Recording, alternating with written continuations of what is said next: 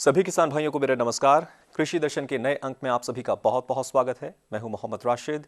आज कार्यक्रम में बात करेंगे बागवानी को लेकर। सरकारी मदद किस तौर पर बागवानी को बढ़ावा देने में कारगर सिद्ध हो रही है, इस पर विस्तार से हम चर्चा करेंगे। लेकिन पहले वक्त है कार्यक्रम की शुरुआत करने का, तो आइए देखते हैं खबरें खेती की। कृषि उत्पाद निर्यात में बढ़ोतरी, गेहूं सुधार कार्यक्रम को विस्तार, अंगोरा खरगोश में अधिक रेशा और अधिक लौह तत्व वाले मशरूम उत्पादन में सफलता, देशज तकनीक विकसित। नमस्कार, खबरें खेती की में आपका स्वागत है। मैं हूं दीपा और अब खबरें विस्तार से। देश में भरपूर उत्पादन ने जहां कीर्तिमान स्थापित किए हैं, वहीं घरेलू खपत के बाद उनके निर्यात की दिशा में भी बढ़ोतरी हुई है। पेश है ताज़ा आकलन लिए एक रिपोर्ट। किसान की मेहनत का प्रमाण भरपूर खाद्यान्न उत्पादन जहां एक ओर घरेलू मांग को पूरा कर रहा है, वहीं दूसरी ओर हमारे भंडार भी लबालब भरे हुए हैं। यही नहीं, इसके बाद भी हमने पड़ोसी देश को इसका निर्यात कर विदेशी मुद्रा अर्जित की है। कृषि मंत्रालय की रिपोर्ट के अनुसार वर्ष 2012-13 के दौरान कृषि और इससे संबंधित उत्पादों का कुल निर्यात 2,01,000 करोड़ रुपया किया गया। ज्ञात हो कि यह निर्यात गत वर्ष की अपेक्षा 11% अधिक था। महत्वपूर्ण बात यह थी कि भारतीय कृषि अनुसंधान संस्थान द्वारा विकसित धान की किस्म पूसा बासमती 1121 का निर्यात 18,000 करोड़ रुपए का आंकड़ा पार कर गया। यह अब तक का एक कीर्तिमान है। फूली हुई रोटी को आधार देता है बेहतर गुणवत्ता वाला गेहूं। कृषि वैज्ञानिक इस दिशा में लंबे समय से प्रयासरत हैं। इधर गेहूं की बेहतर गुणवत्ता वाले आनुवांशिक गुणों को खंगाला गया है। प्रस्तुत है एक शोधपरक रिपोर्ट। गेहूं उत्पादकों द्वारा तैयार यह लहलहाती गेहूं की फसल न केवल भरपूर उत्पादन का वायदा करती है, बल्कि बेहतर गुणवत्ता भी लिए हुए है। इसके पीछे कृषि वैज्ञानिकों द्वारा किया गया किस्म सुधार है। इस कार्यक्रम को विस्तार देते हुए नई दिल्ली स्थित राष्ट्रीय पादप अनुवांशिकी संस्थान ब्यूरो द्वारा गेहूं में नवीन गुणों वाले एक DDW12 सहित 11 अनुवांशिक स्टॉक का पंजीकरण किया जा चुका है। ज्ञात हो कि इन्हें दाता यानी बतौर डोनर प्रयोग किया जाता है। इससे संबंधित शोध कार्यक्रमों को ब्यूरो के केंद्रों पर कार्यान्वित किया जा रहा है, ताकि गेहूं सुधार कार्यक्रमों को देशव्यापी बल मिल सके। जाड़े के दिनों में रुई के फाहे सा चलता फिरता जीव खरगोश किसान की आंखों में आय की चमक लाता है। वैज्ञानिकों द्वारा अंगोरा खरगोश से अधिक रेशा प्राप्त करने की दिशा में महत्वपूर्ण सफलता प्राप्त की है। पेश है सफलता की ये गाथा। खरगोश पालन कृषक समुदाय के लिए आय का अतिरिक्त स्रोत है। पशु वैज्ञानिकों द्वारा देश में खरगोश की अंगोरा नस्ल को विशेष तौर पर पालने के लिए प्रोत्साहित किया जा रहा है। भारतीय कृषि अनुसंधान परिषद की रिपोर्ट के अनुसार अंगोरा खरगोश पर हुए परीक्षण में पाया गया है कि इसकी पहली से छठी कतराई में उत्तरोत्तरी बढ़ोतरी हुई। वहीं रेशों की लंबाई 65.86 सेंटीमीटर, रेशों का व्यास 12.66 क्यू और गार्ड रोम 3.75% रिकॉर्ड किया गया। अंगोरा खरगोश से ऊन प्राप्ति में बढ़ोतरी के लिए किसानों के बेहतर नस्ल वितरित की जा रही है। प्रशिक्षण भी दिया जा रहा है। प्रोटीन से भरपूर मशरूम यानी खुम्ब आज बागवानों के बीच लोकप्रिय है। कम खर्च में भरपूर उत्पादन देता मशरूम अब आपको बेहतर लौह तत्व देगा और किसान को अतिरिक्त आय कराएगा। पेश है एक रिपोर्ट। स्वाद और स्वास्थ्य की करती यह प्रोटीन भरी छतरियां यानी मशरूम अब आपको लौह तत्व भी परोसेंगी।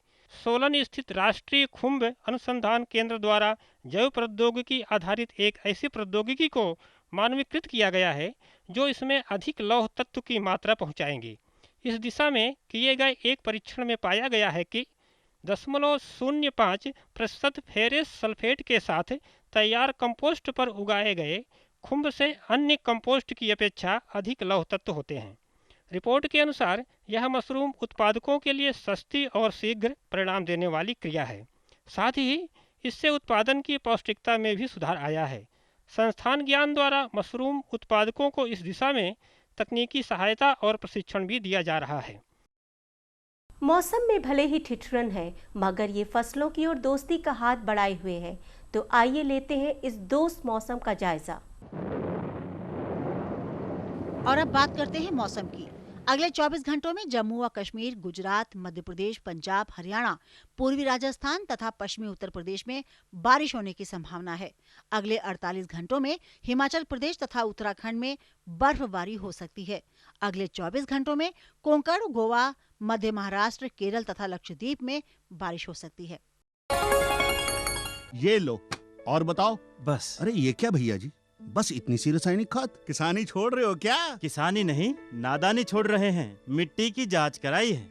अब तो लालाजी जितनी जरूरत है उतने ही उर्वरक खेत में डालेंगे। हाँ, किसान भाई आज ही अपने जिले की नजदीकी भूमि परीक्षण प्रयोगशाला में मिट्टी की जांच जरूर करवाएं और मिट्टी में पोषक तत्व, नमी व पौधे के विकास को देखते हुए केवल जरूरत के अनुसार ही पोषक तत्व डालें। और हाँ, मिट्टी में गंधक, जस्ता, बोरोन जैसे सूक्ष्म पोषक तत्वों का पता लगाना भी न भूलें। उर्वरक और जैविक खाद के सही उपयोग से भूमि का उपजाऊपन बनाए रखें, उत्पादकता बढ़ाएं, खर्चा घटाएं और बहुमूल्य विदेशी मुद्रा बचाने में भी सहयोग दें। और हाँ, धीमी गति से नाइट्रोजन उपलब्ध कराने वाले उर्वरकों जैसे नीम लेपित यूरिया को प्राथमिकता दें और यूरिया का पत्तों पर छिड़काव करें। अरे वाह, तू तो सचमुच समझदार हो गया रे। अधिक जानकारी के लिए संपर्क करें जिला कृषि अधिकारी या किसान कॉल सेंटर। मेहनत की, भरपूर उत्पादन लिया, पर क्या मंडी जाने से पहले उनका भाव भी जान लिया? नहीं तो जानिए देश की कृषि उपज मंडियों में विभिन्न जिंसों का आज का मंडी भाव।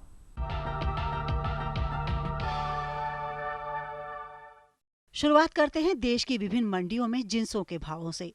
धान नांदयाल आंध्र प्रदेश की मंडी में न्यूनतम 1,500 रुपए और अधिकतम 1,600 रुपए प्रति क्विंटल। रायगढ़ ओडिशा में 1,345 रुपए कुल मिलाकर भाव रहे। वहीं चकुलिया झारखंड की मंडी में 1,100 रुपए से लेकर 1,300 रुपए प्रति क्विंटल धान के भाव रहे। चावल बोगईगांव असम की मंडी में न्यूनतम 1,300 रुपए और अधिकतम 3,300 रुपए प्रति क्विंटल के भाव रहे। वहीं रांची झारखंड की मंडी में चावल 2,300 रुपए से लेकर 2,850 रुपए प्रति क्विंटल पर रहा। मंजेरी केरल की मंडी में चावल 2,900 रुपए से लेकर 4,000 रुपए प्रति क्विंटल रहा।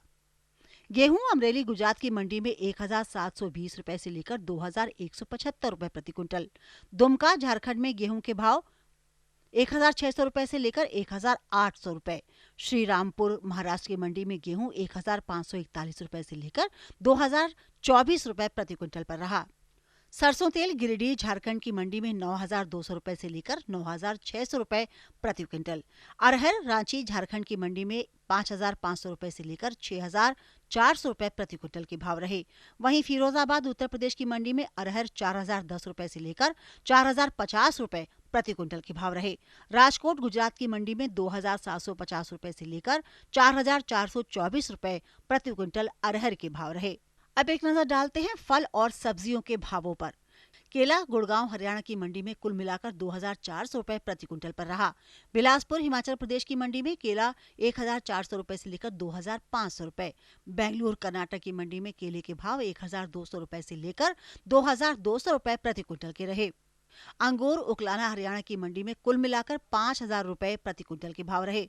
वहीं बेंगलुरु कर्नाटक में अंगूर 2,000 रुपए से लेकर 4,000 रुपए प्रति क्विंटल। वहीं अंगूर मंजेरी केरल की मंडी में 2,000 रुपए से लेकर 2,200 रुपए प्रति क्विंटल पर रहा। अमरूद कांगड़ा हिमाचल प्रदेश की मंडी में 1,500 रुपए से लेकर 1,800 रुपए प्रति क्विंटल। समाना पंजाब की मंडी में अमरूद 1,000 रुपए से लेकर 1,400 रुपए। वहीं रायबरेली उत्तर प्रदेश में अमरूद 1,180 रुपए से लेकर 1,250 रुपए प्रति क्विंटल के भाव पर रहा। भिंडी सूरत गुजरात की मंडी में 2,500 रुपए से लेकर 3,500 रुपए प्रति क्विंटल। कांगड़ा हिमाचल प्रदेश में 3,500 रुपए से लेकर 4,000 रुपए भिंडी के भाव रहे। वहीं कोल्लम केरल की मंडी में भिंडी 2,400 रुपए से लेकर 2,600 रुपए प्रति क्विंटल के भाव पर रही। प्याज हैदराबाद आंध्र प्रदेश की मंडी में 800 रुपए से लेकर 1200 रुपए प्रति क्विंटल। बोगईगांव असम की मंडी में प्याज के भाव 1900 रुपए से लेकर 2000 रुपए प्रति क्विंटल।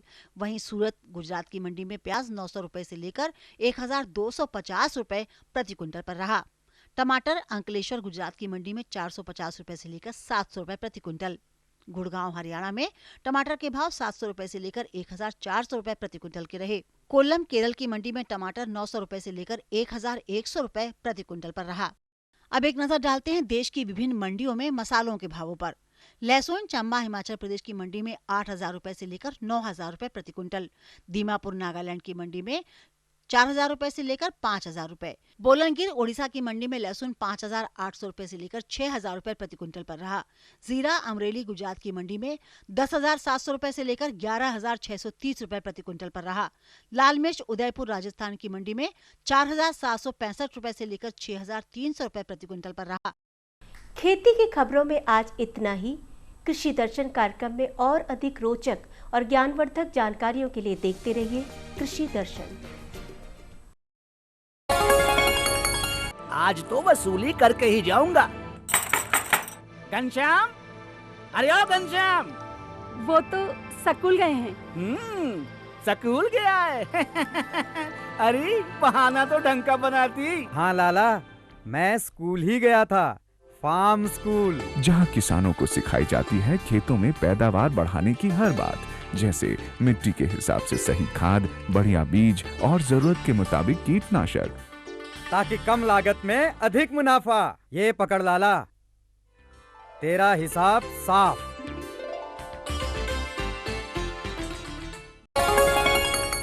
दोस्तों, बागवानी कृषि क्षेत्र का एक बहुत ही महत्वपूर्ण अंग है। ये एक तरफ जहां खाद्य सुरक्षा को मजबूत बनाता है, तो दूसरी तरफ पोषण सुरक्षा को भी एक नया आयाम देता है। क्या कुछ सरकारी योजनाएं इसको बढ़ावा देने के लिए चलाई जा रही हैं? किस तरह से नए नए अनुसंधान इस क्षेत्र को और भी अधिक बेहतर बनाने के लिए किए जा रहे हैं? किसान किस तरह से इसका लाभ उठा सकते हैं? और कृषक महिलाओं को बागवानी किस तरह से और अधिक सशक्तिकरण सिखला रहा है? इस सब पर जानेंगे विस्तार से अपने कार्यक्रम के इस खास भाग में।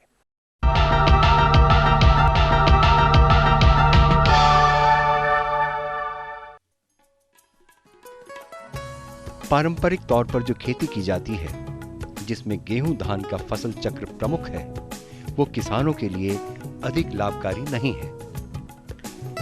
खेती को लाभकारी बनाने के लिए विविधीकरण को अपनाना आवश्यक है और इसमें बेहद कारगर रूप में उभरा है बागवानी। खाद्यान्न फसलों की तुलना में बागवानी की फसलों में आमदनी कई गुना अधिक होती है। साथ ही पोषक तत्वों से भरपूर होने के कारण कुपोषण से लड़ने में भी ये काफी मददगार है। सरकार की ओर से बागवानी को काफी प्रोत्साहन दिया जा रहा है और राष्ट्रीय बागवानी मिशन के तहत अच्छी नर्सरी तैयार करवाना तथा उन्नत किस्म की पौध उपलब्ध करवाने का किसानों को प्रशिक्षण भी दिया जा रहा है।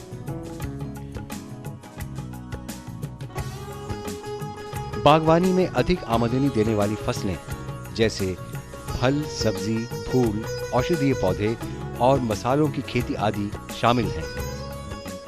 बागवानी का हमारे देश में बहुत ही अलग तरह का महत्व है, क्योंकि बागवानी की फसलों में हमारे पास बहुत सारे विकल्प हमारे सामने उभर करके सामने आते हैं, जिसमें कि फल, सब्जियां, मसाले एवं सुगंधीय पौधे, इसके साथ साथ उसमें प्लांटेशन क्रॉप्स और ये मशरूम्स, ये सब फसलें जो है बागवानी के अंतर्गत आती हैं। और बागवानी एक ऐसा माध्यम है जिसमें हमारे पास जो है आमदनी का बड़ा अच्छा जरिया किसानों के पास रहता है। किसान जो है इसमें प्रति इकाई क्षेत्र से अधिक आमदनी भी ले सकता है। और ये ऐसी फसलें हैं जो कि न केवल खाद्य सुरक्षा, उसके साथ साथ पोषण सुरक्षा के लिए बहुत ही ज़्यादा महत्व रखती हैं, क्योंकि खाद्य सुरक्षा के साथ साथ जो है पोषण सुरक्षा का मुद्दा साथ में लेकर के हम चलते हैं। और जब भी पोषण सुरक्षा की बात आती है तो ये जितनी भी बागवानी फसलें हैं, इनका महत्व जो है और भी अधिक बढ़ जाता है।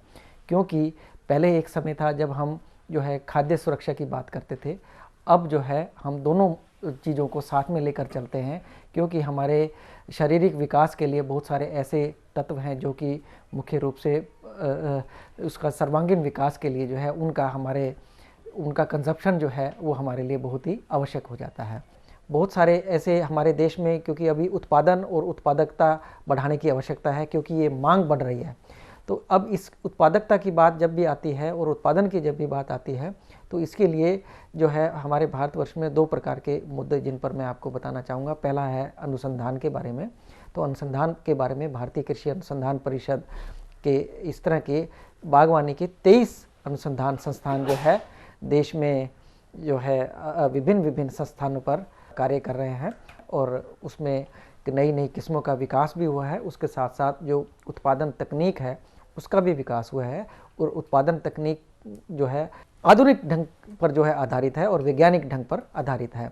क्योंकि अगर हम किसान उन वैज्ञानिक ढंग से उन खेती को अपनाता है तो उसके उत्पादन में जो है वृद्धि भी होगी और हमारी उत्पादकता में भी जो है वृद्धि होगी।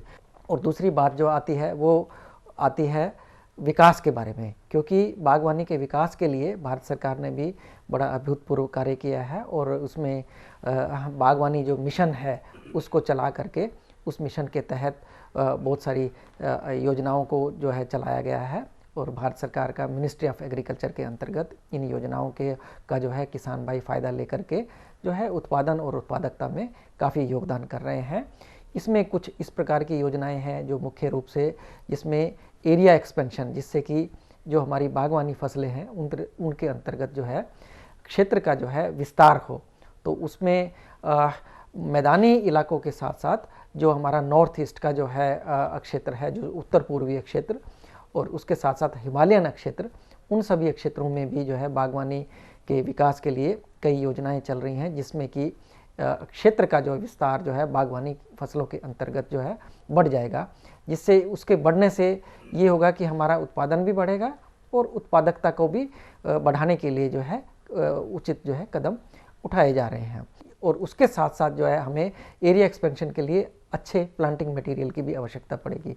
तो उसी नेशनल हॉर्टिकल्चर मिशन के तहत, बागवानी मिशन के तहत जो है कुछ इस तरह की योजना भी है, जिसमें कि जितने भी ये हमारे प्लांटिंग मटेरियल है, जितने भी पौध सामग्री है और बीज हैं, पौध सामग्री को भी जो है उनको भी उपलब्ध कराना आवश्यक है।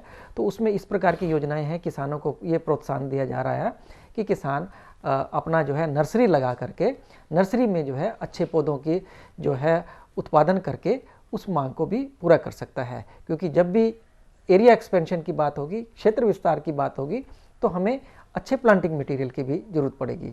तो अच्छे प्लांटिंग मटेरियल के लिए नर्सरी के विकास के लिए जो है एक अलग से जो है योजना है, और जिसका किसान भाई उसका फ़ायदा उठा सकते हैं, और नर्सरी लगाने के लिए भी उन योजनाओं का लाभ ले सकते हैं।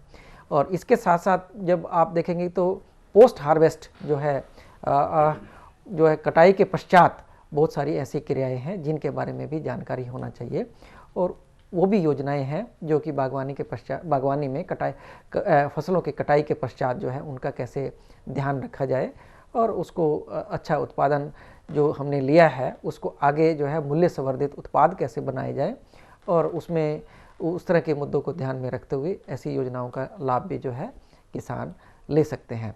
और दूसरी बात मैकेनाइजेशन की है, मशीनीकरण, क्योंकि अभी जो युग है वो मशीनीकरण का है, और बहुत सारी ऐसी जगह हैं जहाँ पर जो है कई बार ऐसा समय भी आता है कि हमें मजदूर भी समय पर कई बार उपलब्ध नहीं हो पाते हैं, और बहुत सारी ऐसे मुद्दे भी हैं। ये भी देखा गया है कि गुड एग्रीकल्चरल प्रैक्टिसेस की अच्छी जो हमारी उत्पादन क्रियाएं हैं उनको लेना बहुत ज़रूरी है। तो अच्छी उत्पादन क्रियाओं में मैकेनाइजेशन, मशीनीकरण का जो है वो रोल है, क्योंकि मशीनीकरण से एक तो कार्य जो है सुचारू रूप से समय पर और अधिक कार्य दक्षता से जल्दी हो जाता है। तो इसमें जो है उन मशीनीकरण से भी जो है किसान उस तरह की योजनाओं को भी लाभ लेकर के उसको भी अपना सकता है। और इसके साथ साथ मैं ये बता देना चाहूँगा कि किसान अपने क्षेत्र के जो भी राज्य सरकार में, अपने ज़िले में इसका जो अधिकारी है, बागवानी अधिकारी, उनसे मिल करके जो है उन योजनाओं का लाभ लेकर के जो है उसको अपने उत्पादन में लेकर के अधिक से अधिक उत्पादन लेकर के देश के उत्पादन में जो है योगदान कर सकता है। अभी आजकल आप देख रहे हैं कि महिलाओं के सशक्तिकरण की भी बात चलती है। इस तरह का मुद्दा भी उभर करके सामने आता है और सभी जानते हैं कि महिलाओं का योगदान कृषि में बहुत ही महत्वपूर्ण रहा है, विशेषकर बागवानी में। बागवानी में ऐसी बहुत सारी क्रियाएं हैं जिनमें महिलाएं जो है अपना योगदान करती हैं। एक तो आप देखेंगे कि उनका जितनी भी उसमें क्रियाएं हैं उनमें उनका जो है हमेशा जो है रोल उनका जो है वो बहुत ही महत्वपूर्ण रहता है।